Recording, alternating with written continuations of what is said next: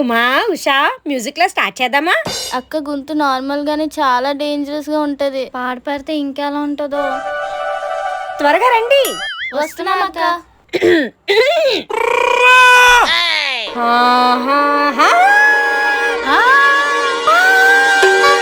గరి గరి సరి గరి రే సరి గ పద సా స ద గరి సరి ద పద స ద గరి గ.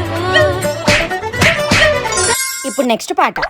సామజవర గమన సాధు వృత్తార తాజపాల కాలాతీత విఖ్యాత సామగ.